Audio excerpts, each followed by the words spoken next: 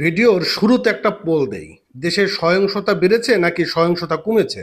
আপনারা একটু কমেন্ট করবেন।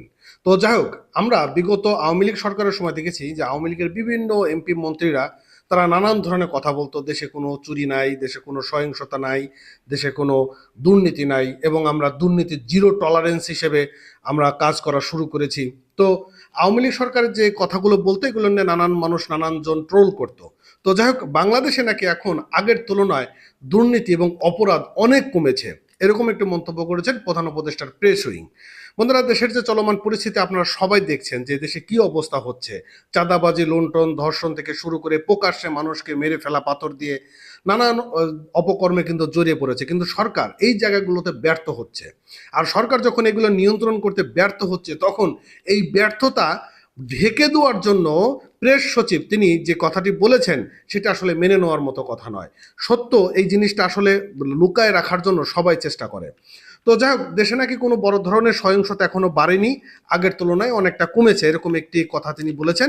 কি বলছে প্রথম আলো পত্রিকায় আমরা একটু জানার চেষ্টা করি। বলেছে যে চলতি বছরে দেশের অপরাধের হার উল্লেখযোগ্য হারে মানে দেশের চলতি বছর অপরাধ উল্লেখযোগ্য বেড়েছে। বিভিন্ন গণমাধ্যমের এমন প্রকাশিত খবরে জনমনে আতঙ্ক এবং নিরাপত্তাহীনতার সৃষ্টি হয়েছে। অর্থাৎ প্রেস উইং তিনি বলেছেন যে দেশে যে চলমান সহিংসতা বেড়েছে সেটি নাকি প্রেস মিডিয়া, গণমাধ্যমগুলো এগুলো বলছে, মিথ্যা কথা বলতেছে। এগুলা মোটেও মিথ্যা কথা না। দেশে খুব শান্তি বিরাজমান হচ্ছে।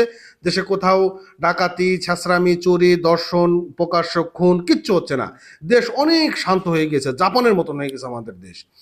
আর সোমবার প্রধান উপদেষ্টার প্রেস এক বিবৃতিতে কথা বলেছেন, এবং বিবৃতিতে বলা হয়েছে যে 2024 সালের সেপ্টেম্বর থেকে 2025 সালের জুন পর্যন্ত সরকারি অপরাধ পরিসংখ্যান বিশ্লেষণে দেখা যায় যে চলতি বছর বড় ধরনের অপরাধের সংখ্যা উল্লেখযোগ্য হারে বেড়েছে, এমনটা দাবি সঠিক নয় বলে তিনি জেনেছেন। অর্থাৎ 2024 সালে তো শেখ হাসিনা পর্যন্ত ছিল, কিন্তু 2025 সালে তো আমাদের অন্তর্বর্তীকালীন সরকার।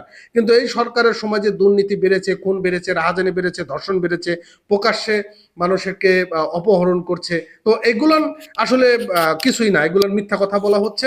এগুলান যে আমরা সংবাদ দেখি বা ভিডিও ফুটেজগুলো দেখি, এগুলান টোটালি এআই দিয়ে তৈরি করা, আর্টিফিশিয়াল ভাবে তৈরি করা, এগুলান মিথ্যা কথা। এখন দেশে অনেক শান্তি বিরাজমান হচ্ছে।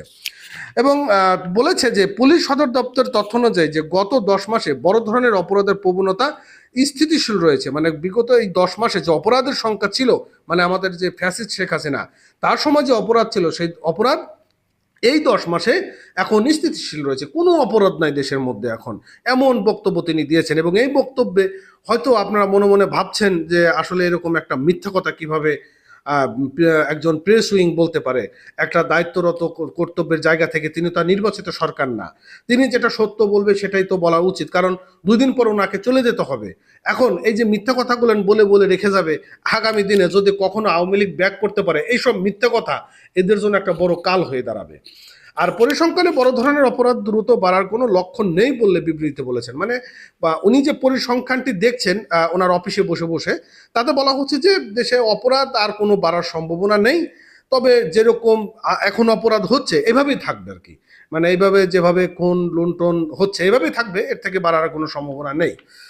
বিবৃতিতে বলা হয় যে বাস্তবে বেশিরভাগ গুরুতর অপরাধের হার অনেক কমেছে, অনেক কমেছে, হ্যাঁ ঠিক আছে, বা একই পর্যায়ে রয়েছে, তবে কোনো নির্দিষ্ট অপরাধের ক্ষেত্রে সামান্য বৃদ্ধির প্রবণতা লক্ষ্য করা গিয়েছে, বা নির্দিষ্ট প্রবণতা, নির্দিষ্ট যে অপরাধ রয়েছে সেই নির্দিষ্ট অপরাধের সামান্য বেড়েছে, এরকম মন্তব্য তিনি করেছেন। আর প্রেস উইং নাগরিকদের সতর্ক থাকার আহ্বান জানিয়ে বলেছেন যে আইন শৃঙ্খলা রক্ষা বাহিনীর উপর বিশ্বাস রাখতে হবে। এটাও মিথ্যা কথা, কারণ দেশে আইন শৃঙ্খলার যে অবস্থা, আইন শৃঙ্খলা তো মাঠে কাজ করতে পারছে না, কিভাবে কাজ করবে? একজনকে, আসামিকে গ্রেপ্তার করলে আমাদের যে এনসিপি রয়েছে, এনসিপির নেতারা গিয়ে ছাড়াই নিয়ে আসে, আবার তারা একজন দোসর বলে চাঁদাবাজি করতেছে, 10 লাখ, 20 লাখ, 50 লাখ টাকা। যে কয়েকদিন আগে গতকালকে একটা ভিডিও ভাইরাল হয়েছে, সেটা হচ্ছে এক নারীর কাছ থেকে চাঁদা দাবি করতেছে, 10 লাখ টাকা না 20 লাখ টাকা, উনি আবার ভিডিও করে সেটাও আবার ছাড়িয়ে দিছে। তো আইন শৃঙ্খলা তো খুবই উন্নত হয়েছে, আগের তুলনায় অনেক উন্নত হয়েছে, কারণে অপরাধ হারে মোটামুটি স্থিতিশীল, যাতে বোঝা যাচ্ছে পরিস্থিতি অনেক নিয়ন্ত্রণে আছে। খুব সুন্দর কথা বলছে, দেশের যে এখন পরিস্থিতি অনেক নিয়ন্ত্রণে আছে।